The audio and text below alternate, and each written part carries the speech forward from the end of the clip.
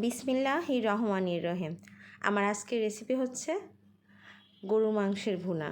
তবে আজকে আমি হাতে মাখিয়ে রান্না করব। এর জন্য আমি মশলাগুলো রেডি করে নিয়েছি। একটা কড়াই নিয়ে নিলাম। আমি 1 কেজি পরিমাণে গরু মাংস নিয়ে নিয়েছি। আমি সবগুলো মাংস দিয়ে দিলাম। আগে থেকে কেটে রাখা পেঁয়াজ কুচিগুলো দিয়ে নিলাম। কিছুটা পরিমাণে রসুন কুচি,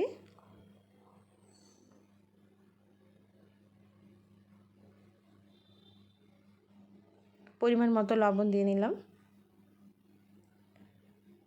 সামান্য হলুদের গুঁড়া, পরিমাণ মতো মরিচের গুঁড়া, কিছু কাঁচামরিচ ফালি করে চিড়ে নিয়েছি সেগুলো দিয়ে দিলাম, সামান্য ধনিয়া গুঁড়া,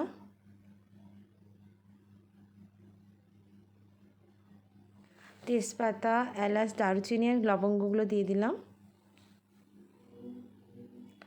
রসুন বাটা, আদা বাটা দিয়ে দিলাম, কিছুটা জিরে বাটা দিলাম,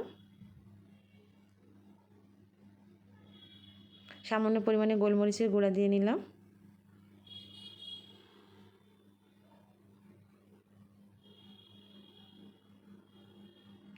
আমি এর মধ্যে কিন্তু সয়াবিন তেল দিয়ে নিয়েছিলাম।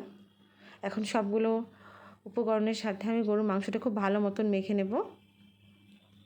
আর সম্পূর্ণ মাংসটা খুব ভালো মতন মেখে নেওয়া হয়ে গেছে। এখন হাত ধোয়া পানিটা দিয়ে দিলাম।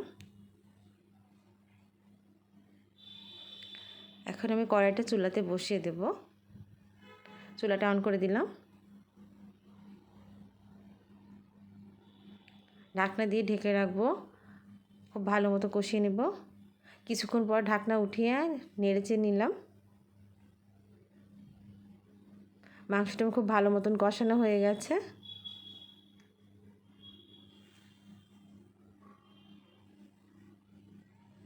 এখন আমি আরেকটা চুলায় পানি গরম করতে দিয়েছিলাম, সেই পানিটুকু দিয়ে দেব ঝোলের জন্য।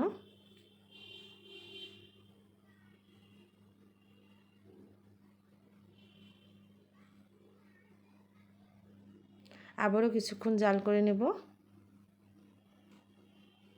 ব্যাস, আমার মাংস রান্না হয়ে এসছে। এই পর্যায়ে আমি সামান্য পরিমাণে গরম মশলার গুঁড়া আর কিছুটা পরিমাণে ভাজা জিরের গুঁড়া দিয়ে দিলাম। ব্যাস, আমার আজকের রেসিপি এই পর্যন্ত। সবাই ভালো থাকবেন, সুস্থ থাকবেন। আল্লাহ হাফেজ। আর অবশ্যই বাসায় ট্রাই করবেন।